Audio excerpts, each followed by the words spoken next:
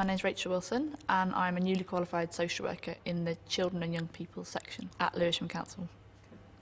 So basically I have about 9 to 15 caseloads, which is kind of 9 to 15 families who I work with on a daily basis. And my job is basically to look at the safety and protecting of children in those families. So I'd introduce myself to the family, introduce myself to the child most importantly, because that's ultimately who I'm the social worker for. And then it would involve doing home visits, going to see the school, maybe going to health appointments with them, talking to them on the phone. You know, often people come into the office as well, and we deal with kind of crisis. So sometimes we're at hospitals, police stations, you know, whatever aspect of everyday life really which that child's involved with. It can be a multitude of things. I worked in my gap year, well, it wasn't a gap year, sort of a gap summer in Africa, and that really affected me and kind of made me know that I wanted to work with children who were maybe slightly more disadvantaged than myself. It was an orphanage with about 150 children who'd been orphaned through AIDS, and we basically provided them with a home. I think I went there thinking that I was going to go into an environment where there were lots of children who were very sad and upset and forlorn, but in fact I went into an environment where the children were just as happy as they are in the streets, you know, in Lewisham. You know, they're just as happy because, you know, they're children, and that kind of puts a lot of things into perspective really. But equally I was, you know, faced with things I hadn't seen before.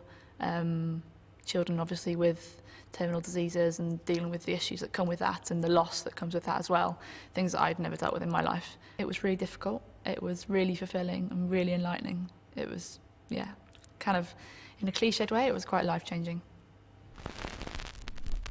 It's the little changes that you see in a child, you know, if they do start going to school, or they do stop getting arrested by the police, or, you know, they do start re-establishing that relationship with their mother. You know, it's the little things. I'm not going to say that we ever solve the problems that a child has, because I don't think we ever do. I think that's quite naive in thinking that we rescue, you know, poor children, but we can make small differences that will improve their lives. People often ask me whether it is emotionally draining to do my job, but I would say that it is in some respects. I think there's always the odd case that really gets to me, but I think that lets me know that I'm still human. I think, you know, the day that I'm not affected by something quite traumatic is the day that I probably should stop doing my job for good. But I think I've worked quite hard at making sure that I'm quite detached. So, you know, come 5:30, well, hopefully, I leave the office and then it's my time and I'm no longer a social worker. I'm just Rachel. And that's quite important balance for me to keep, I think. Otherwise, I think I'd probably go mad. I do find myself going home sometimes quite stressed and quite drained, but I do still get up for work quite excited every day. It's so varied, and I ultimately get to work with children and families, and my main aim is to keep families together. And although that can be really hard at times, and although it's not even possible at times, it's quite nice knowing that I'm working towards that goal in general.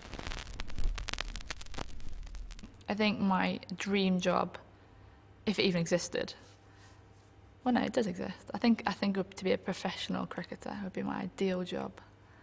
You know, female cricketer, you may laugh, but that would be my ideal job, yeah.